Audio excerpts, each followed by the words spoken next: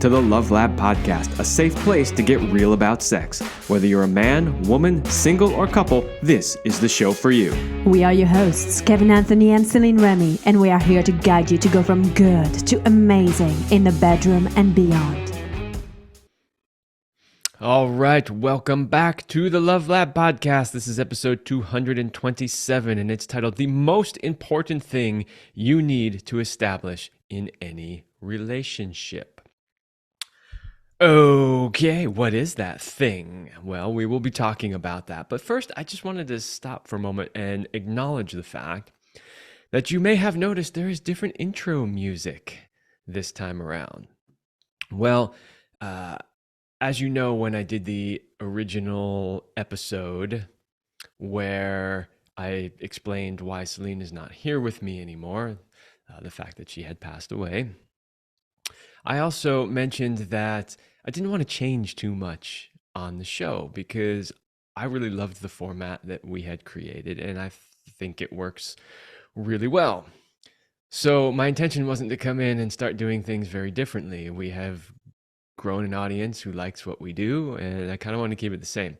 However, for some reason, our intro music, which we legally purchased and used for over 4 years, kept tripping the copyright algorithms in YouTube.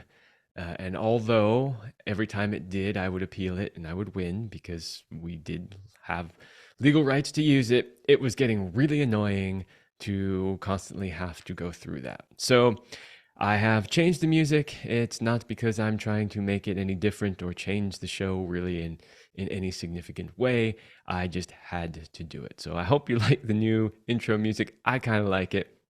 It's kind of a blues-ish kind of thing, which I like a lot. So hopefully you do too. Okay, let's move on from that and get a word from our sponsor. Do you want to join the secret club of men who are great in bed? Then check out Power and Mastery. It's the most complete sexual mastery training for men. Whether you want to have harder erections, last longer, or increase your sexual skills, there is something for you at powerandmastery.com. As you know, that is the men's sexual mastery course that Celine and I created. It is absolutely awesome. It's been doing really well lately. I've been getting great feedback. I mean, we've always gotten great feedback on this, but for some reason lately, even more so than usual. And it's fantastic because we put it out there to help people, and I'm glad that it's doing that. Okay, so what is this thing? What is this thing that is the most important thing that you need to establish in any relationship? It is trust. Trust. Now, we did an episode where we also did a similar title about, this thing, and we were talking about safety. Safety is huge, but one of the ways that you get to safety is by establishing trust. So, what is trust exactly? Right? Because we all have an idea of what we think trust is. It's like, yeah, I know what trust is, right? I'm going to give you the dictionary definition, and then I'm going to give you an expanded definition that I think is going to change the way you look at what trust is. So, according to the Merriam-Webster dictionary, trust is the assured reliance on the character, ability, strength, and truth of someone or something. Okay, this is pretty straightforward, right? Basically, you can rely on somebody. You trust their character, their ability, and their strength, and the fact that they'll be truthful. All right, cool. If you listened to our episode on relational intelligence, we interviewed a man named Adam Bandelli, and he wrote the book called Relational Intelligence. And in there, he has a much deeper explanation of trust. And I want to read it. And this paragraph is straight from the book. I'm sure he won't mind because I'm quoting him and we had him on the show. But it really takes it to a deeper level. So, okay, what are we talking about here?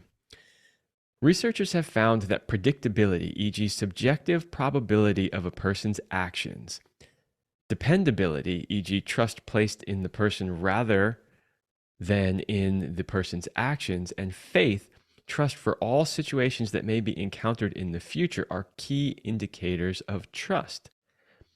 Trust evaluations are also composed of perceptions of the ability, benevolence, and integrity of the person being trusted. Ability is the skills and characteristics that enable a person to have influence within some area of expertise. Benevolence is the extent to which the person being trusted is believed to want to do good to the person doing the trusting. And integrity involves the person doing the trusting to perceive that the other person adheres to a set of principles that the truster finds acceptable. Whoa, there's a lot to unpack there. Okay.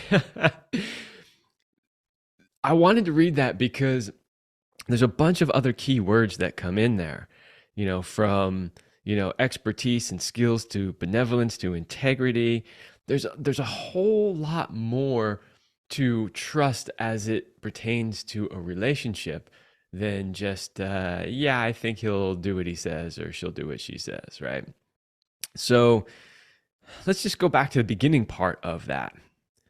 So, predictability, dependability, and faith.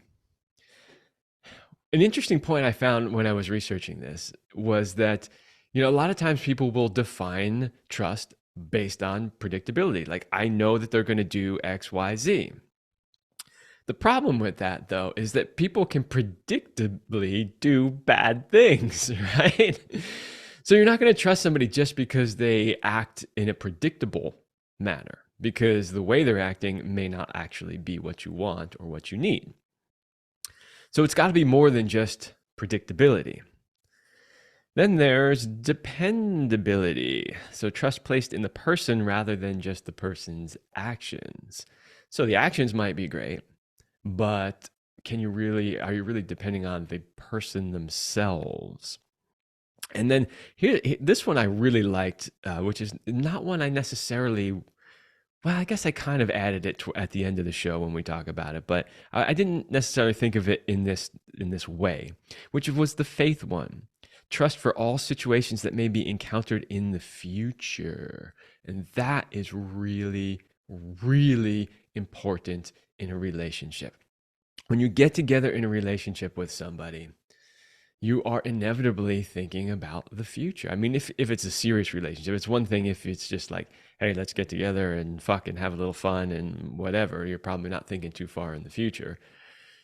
And maybe if you're really young, you're not thinking too far in the future. Although, trust me, guys, the ladies are. No matter how young they are definitely thinking in the future. We talked about that in the Men's Guide to Understanding Women, how as soon as women decide that you are potentially a good fit, they're already thinking about what color your children's eyes will have and all of that. That's a great episode. By the way, if you haven't listened to that one, you really should go listen to it. But yeah, this idea about looking towards the future.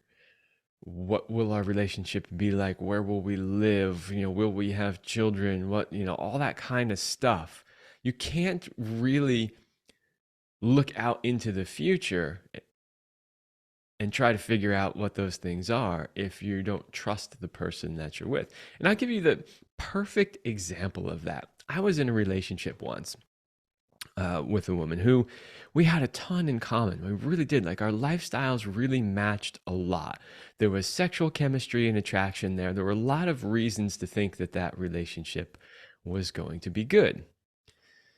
But for whatever reason, every couple of months, we would have some sort of a big incident where we'd have some sort of a drama, problem, something come up in the relationship. And it happened enough times that basically, as far as I was concerned, I was thinking, wow, I cannot plan for the future for this relationship because it's too unpredictable. It's too unstable. And so at one point, she says to me, hey, if we're together X number of years and we're not married yet, then I'm out of here. Of course, the worst thing that a partner could ever say to you is to create conditions like that. So that was a major faux pas on her part to begin with. However, the reason I'm telling this story right now is because my response to that was, I cannot even think about or consider being married or even living together until we can get this relationship stable, right? So I didn't trust her that she wasn't going to have another moment, incident, event, some reason to get mad at me or start some sort of drama in the relationship. I didn't trust that she wasn't going to do that. And I knew that I didn't want to be long term in a relationship that had that as a problem. So, yeah, that's just one example of like you got to have that faith that any situations, anything that happens in the future, you know this person is going to be there and they're going to do the right thing. All right. So, those are some enhanced definitions of what trust is. Okay. So, now that we know what trust is, why is trust important? Why is it important to establish trust in a relationship? It should seem relatively obvious, but I'm going to go over a few things that maybe you didn't think of. And maybe you did, but they need to be said anyway. Okay, number one, trust is fundamental to the success of your relationship. So, as Adam described it in his book, it's the glue that takes a relationship to its deepest levels of connection and intimacy. When relationships get really good, I mean really good, like really good, it's because you have an extremely deep level of connection and intimacy. That's when it really starts to get amazing. But you can't get there if you don't have trust. People will not let you in to those deeper areas of themselves if they don't trust you. All right, number two, trust provides motivation and positive energy to help support a healthy relationship. So, motivation and positive energy, what do they really mean by that? It means that the more somebody trusts you, the more they're willing to give to the relationship, right? So, the more they're willing to put into the relationship, the more they're willing to develop that relationship. So, the trust is very important for that. Number three, trust provides a feeling of safety. Remember that episode I just mentioned a little while ago about safety? Safety is so important. It's important for both men and women in a relationship. It is even more important for women in a relationship. If you really want to create safety in your relationship, you have to establish trust. All right, next, trust allows us to think into the future. This is that whole faith thing that we were just talking about before. We can't do that unless we trust. I won't really talk more about that because I think I did a pretty good job of talking about that one already. Number six, trust allows us to be vulnerable. Oh, yeah. Nobody wants to get vulnerable with someone they don't trust. And number seven, trust is the foundation of being a team. You've probably heard Celine and I mention many times on this show that we were a team, that we consider ourselves Team Us, we called it, which also stood for Unstoppable Success. And that's really how we functioned. We always functioned from beginning right up until the very end as a solid team, inseparable from each other, always working together for our common good. So you can't do that unless you really, really trust someone. And then the last one here, why it's important to establish trust, is because the only way to have deep levels of sexual intimacy is if you really trust someone. Remember that for women, they have to open up and receive. As men, we're the penetrators, right? But for women, they need to open up and receive. They literally are opening their legs, they're opening their pussies, they're opening their hearts. They are receiving you into them.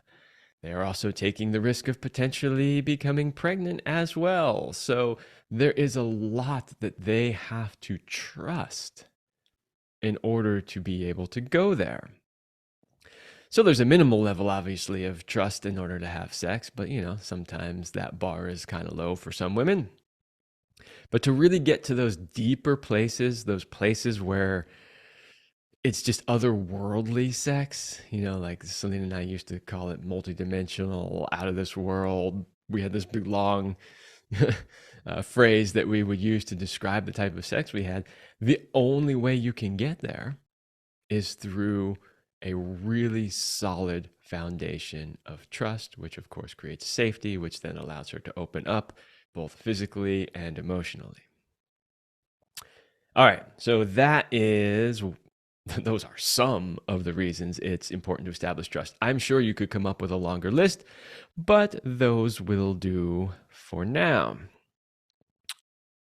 What are the specific qualities and behaviors of trust? Okay, so when I was creating this episode, I was originally going to do this all on my own based on the information that Selena and I have been teaching for a long time.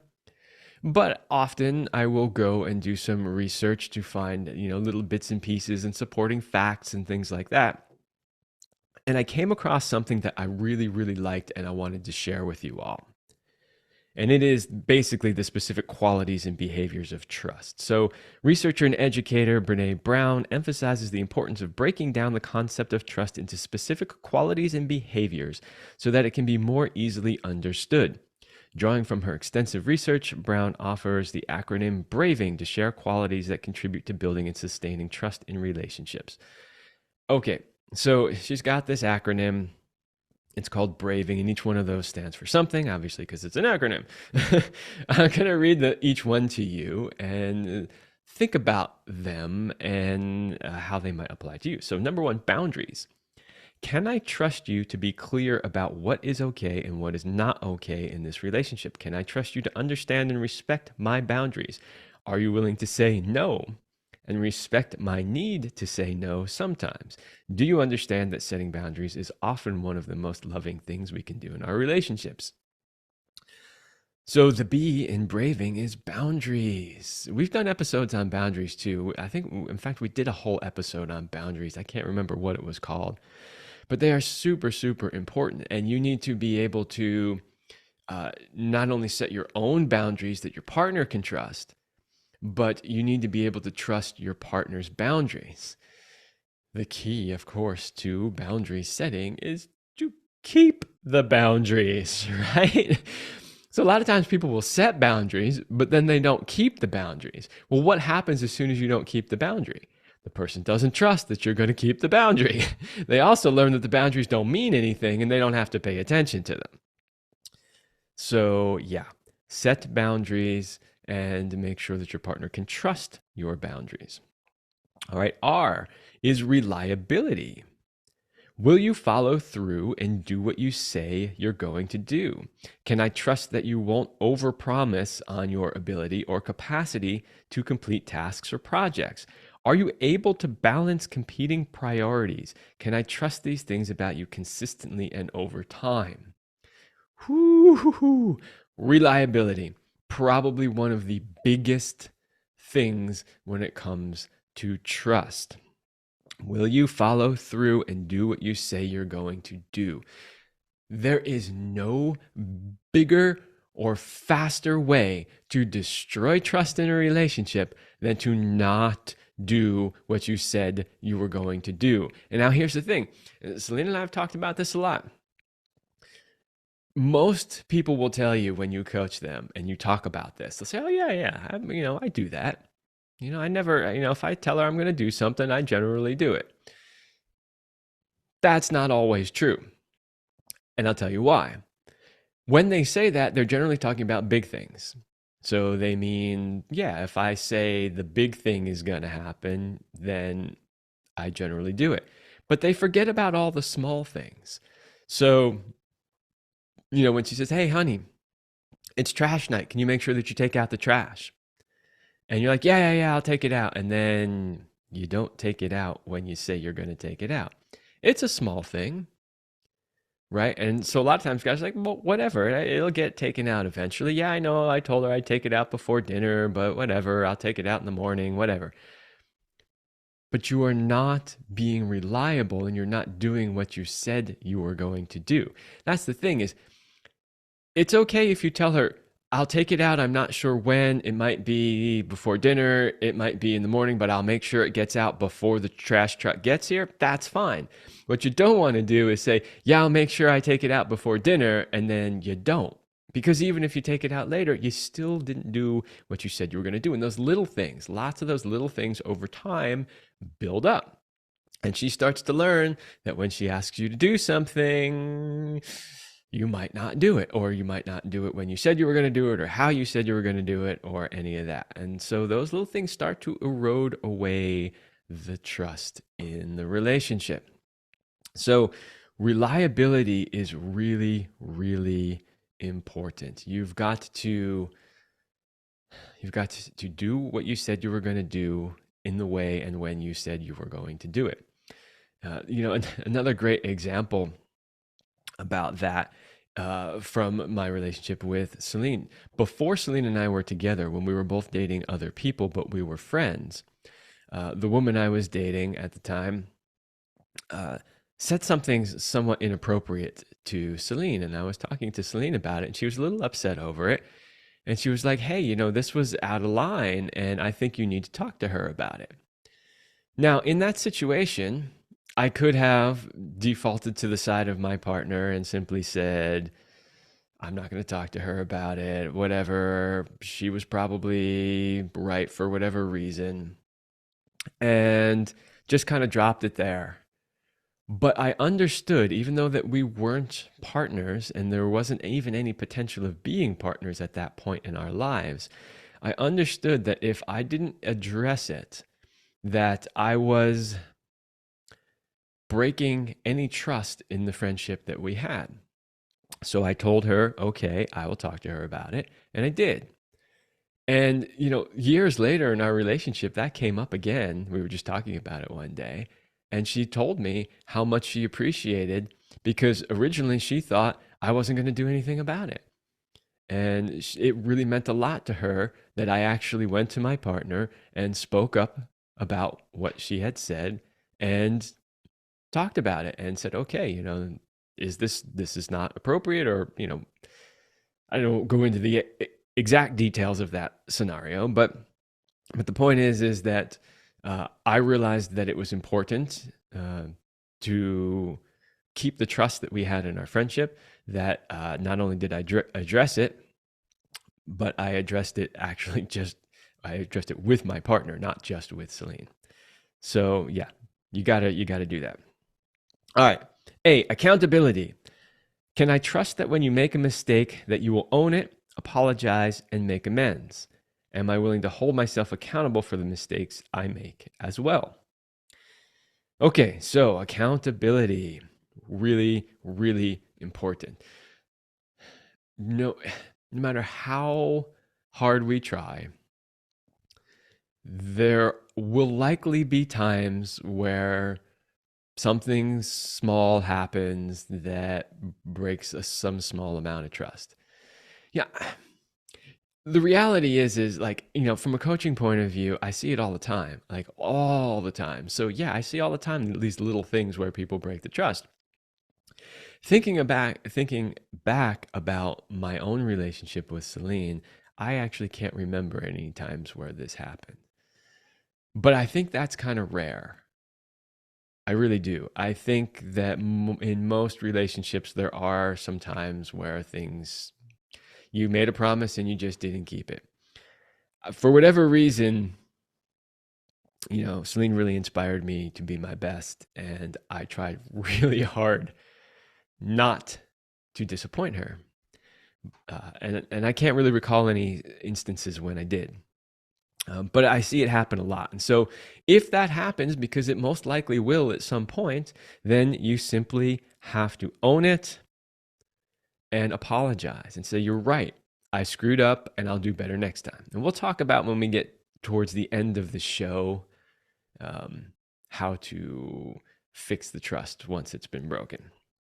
All right. V, vault. Do you hold in confidence what I share with you? Do we hold in confidence what others have shared with us when those stories are not ours to share? So yeah, just keeping confidential things confidential. That's really important. Nobody's going to open up and be super vulnerable with you if they think you're just going to blab it all over to anybody who asks, right? So that's important. Integrity. Can I trust that you will act from your integrity, including choosing courage over comfort, choosing what's right over what's fun, fast or easy, and practicing your values and not just professing them? Integrity, super important, and something that is honestly so lacking in today's society. I had to give myself a truth bomb for that because it is true. We are so lacking in integrity in this society. And boy, is that a trend I would like to see change. Integrity in your relationship, super important, but integrity in life in general, whether it's your work, whether it's your relationship, whatever, whether it's with your kids, integrity, super, super important. N, non-judgment. Do I know that I can fall apart and be in struggle and pain and that you won't judge me? Do I trust that you will reach out to me when you are also in pain and struggle so that I can have the opportunity to be supportive? Are we able to regularly offer and ask for help from each other?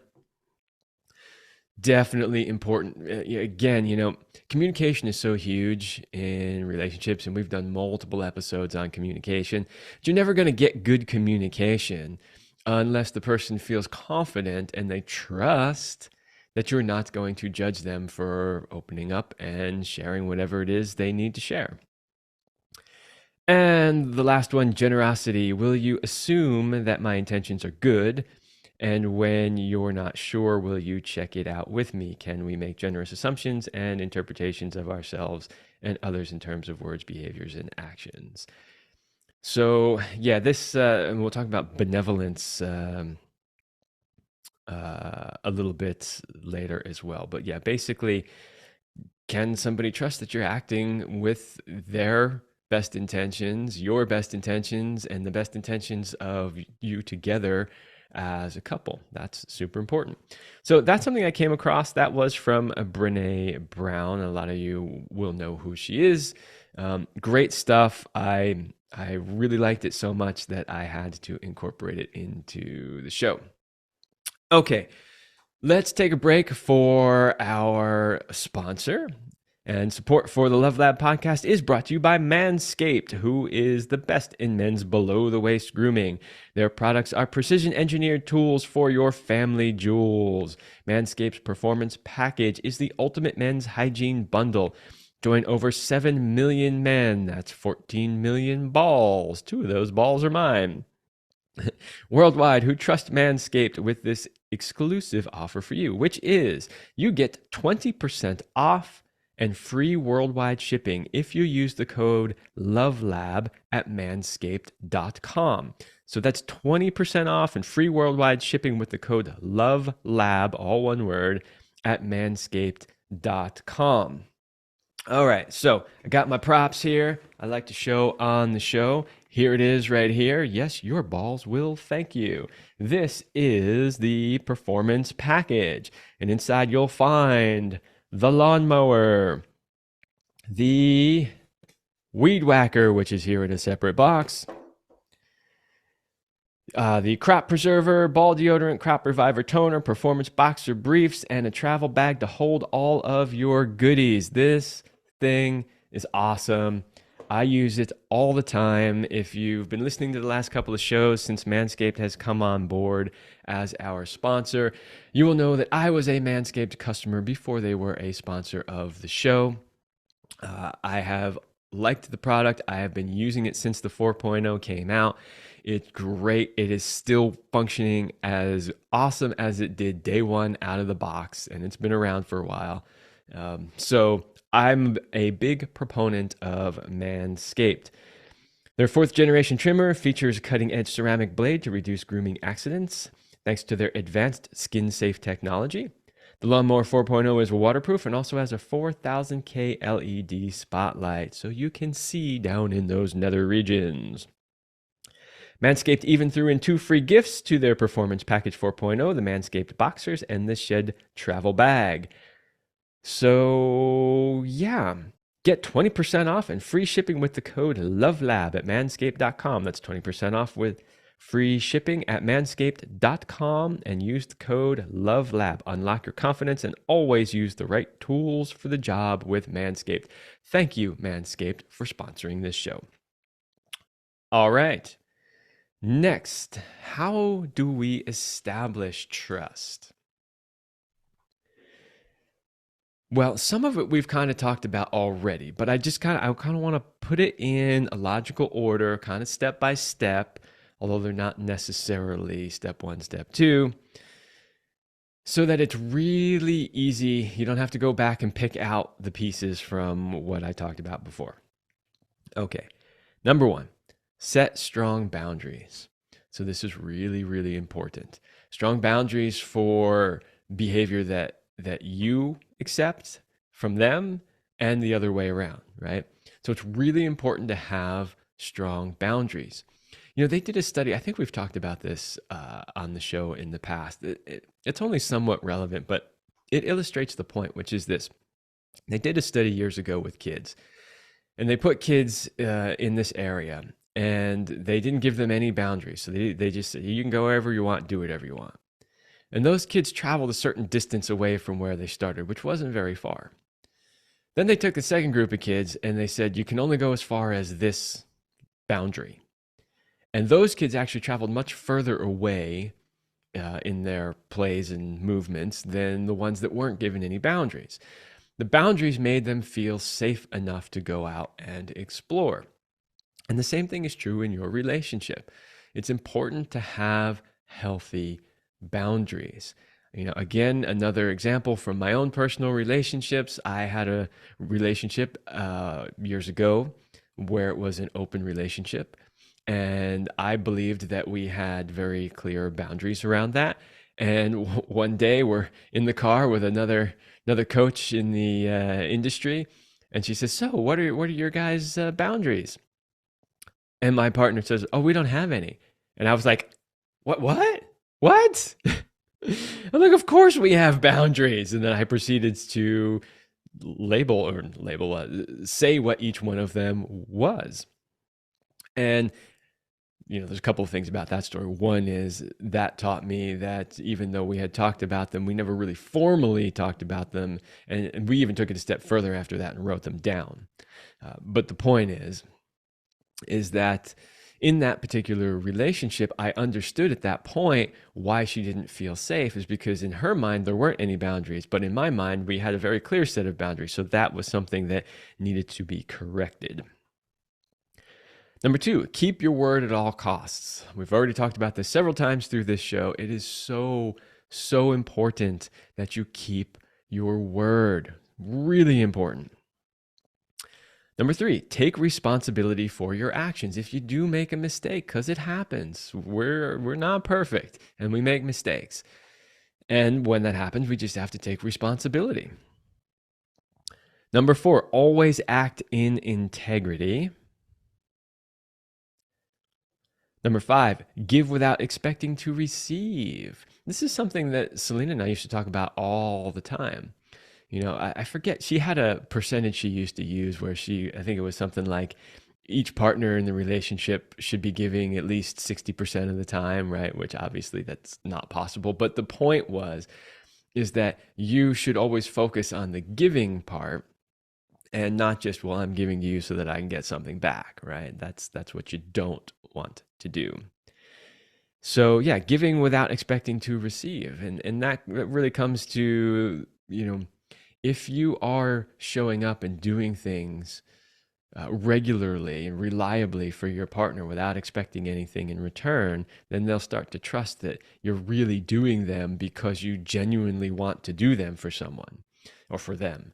You know, the idea is if you only do stuff because you're getting something back in return, they don't have that same level of trust. They think, well, he doesn't really care about me, or he doesn't really care about doing that thing for me. He just wants to get X, Y, or Z, right? Number six, act with benevolence. So what does that mean? That means with the person's best interest in mind. Now, obviously, you also need to work with, you know, your own best interest in mind. But in any really solid relationship, your best interest should be their best interest as well. And it generally is. And there might be a few situations here or there that aren't, but you really want to act with benevolence. Like, I see far too often in coaching that a couple is really more in competition with each other and mostly out to maximize themselves as long as it doesn't hurt the other person too much, right? Terrible, terrible way to be in a relationship. Your partner should be your absolute biggest cheerleader.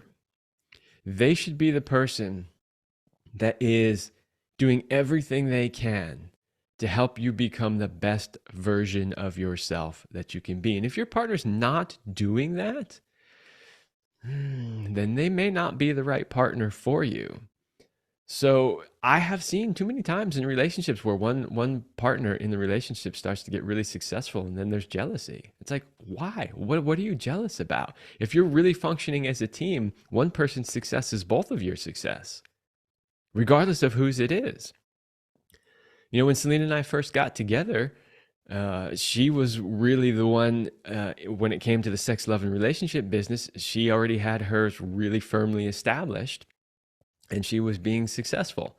And even though I had my coaching practice going already, it wasn't at the level that hers was because I was still doing another job as well at the same time. Was I jealous?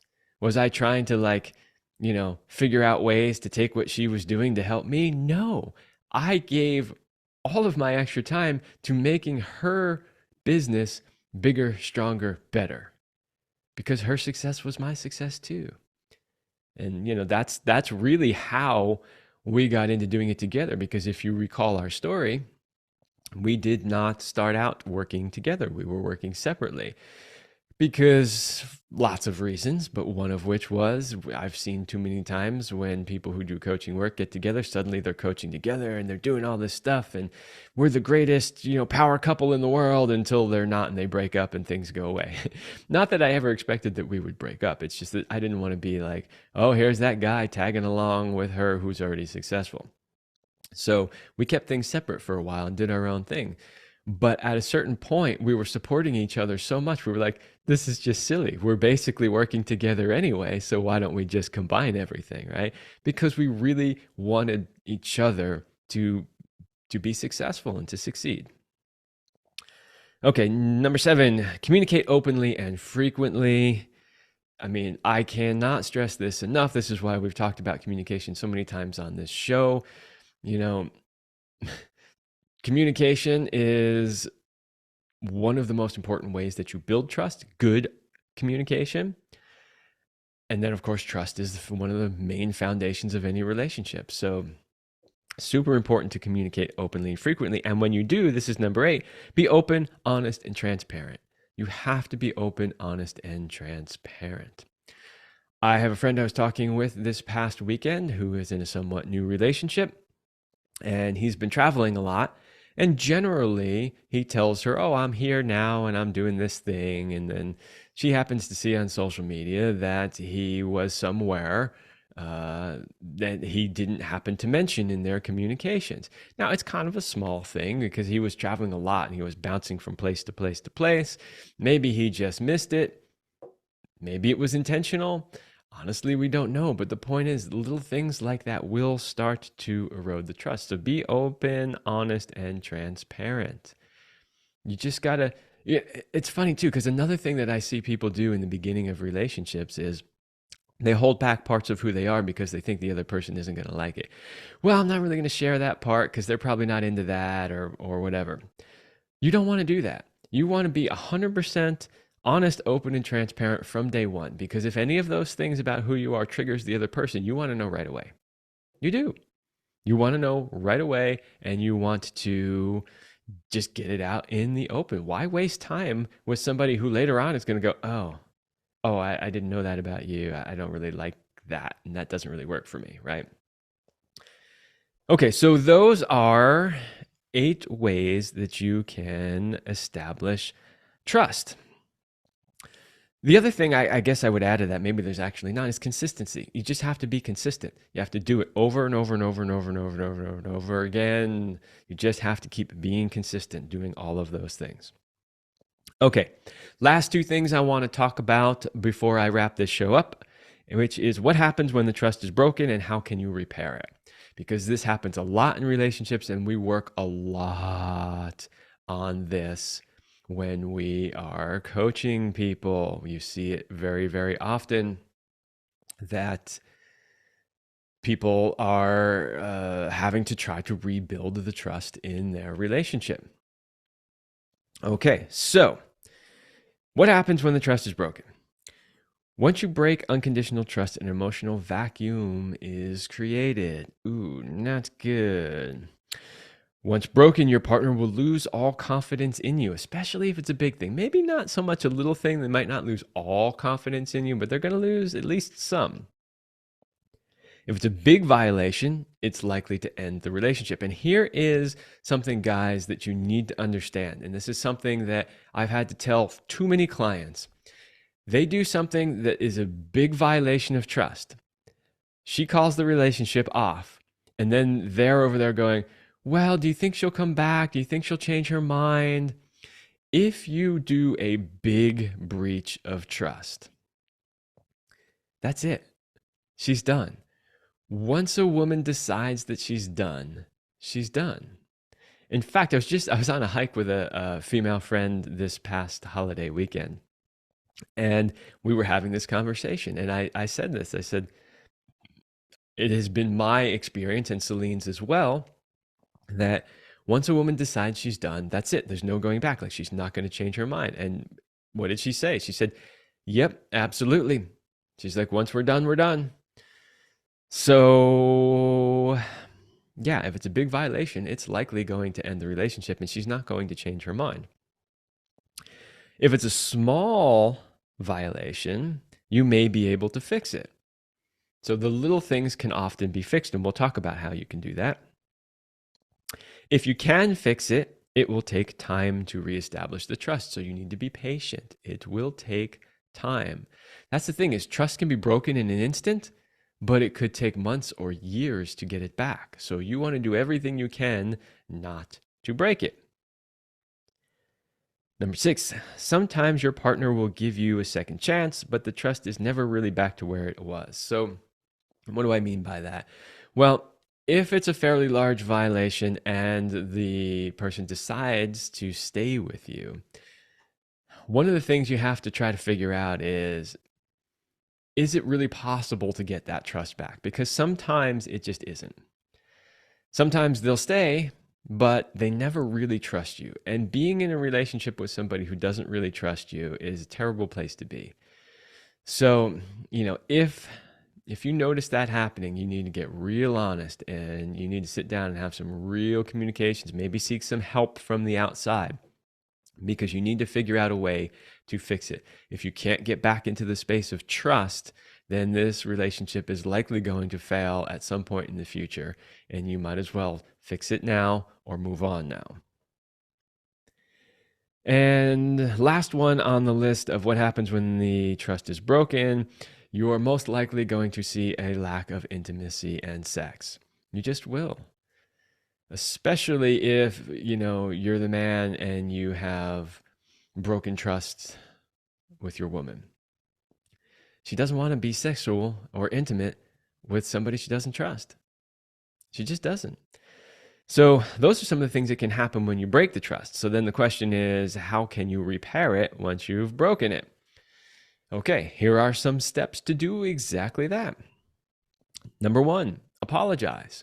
Once you realize that the trust has been broken, apologize. Now, you may not necessarily think that what you did broke the trust, but it doesn't matter what you think, because the other person believes that it did break the trust, and so therefore the trust is broken. So whether you believe it was a trust-breaking infraction or not, it happened, and the other person has lost trust. So apologize.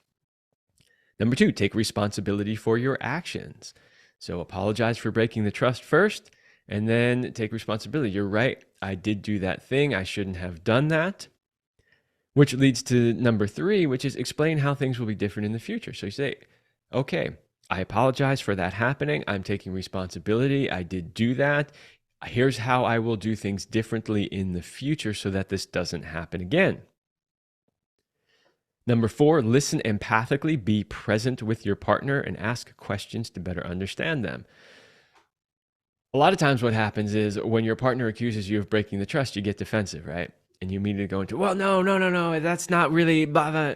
What you really want to do is listen, just listen.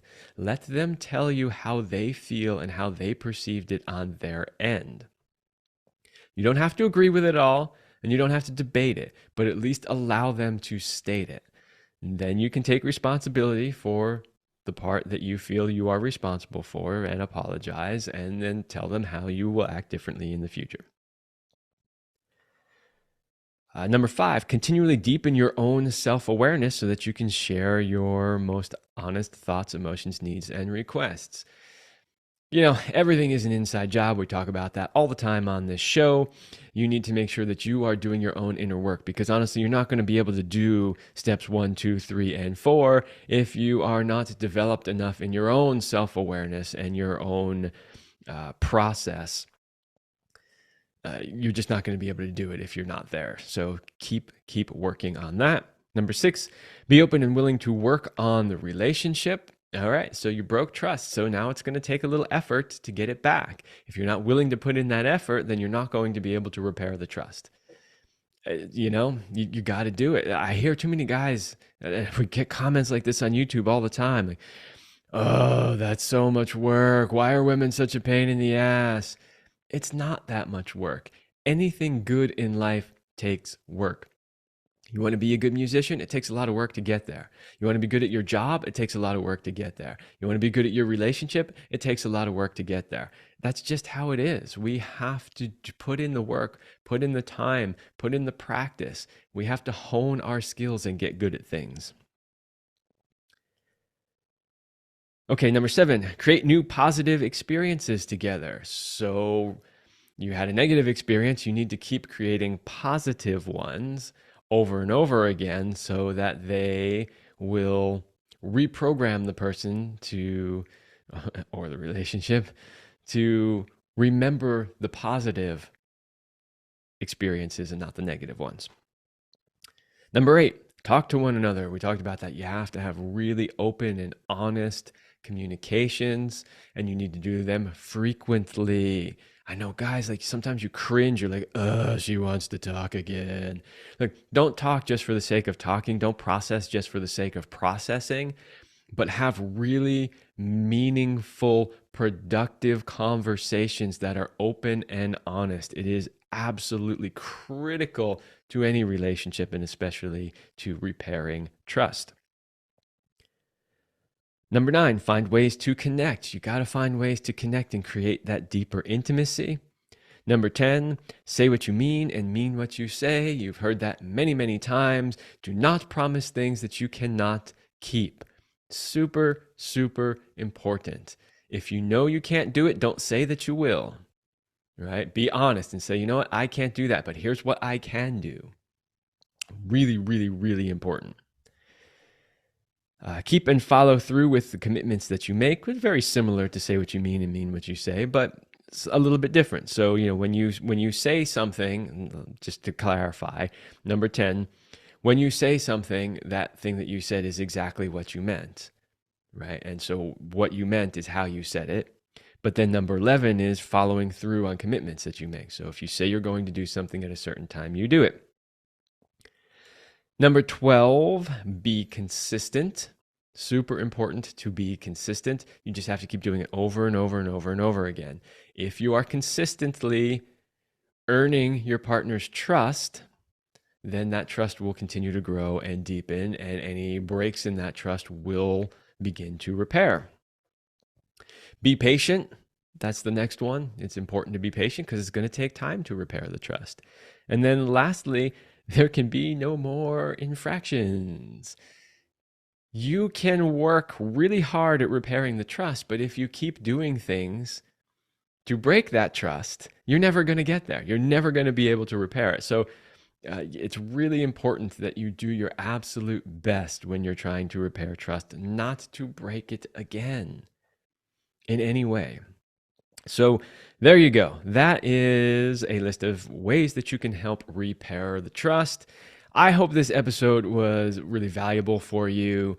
I thought the information was really great. I mean, understanding what trust really is, using Brené's acronym of braving, I think is really important to understand. Having some ways to establish trust, understanding what happens when trust is broken, and then learning some tools to be able to repair it. These are critical skills to having a successful relationship. So that's all I have for you for this episode, and I will see you next week.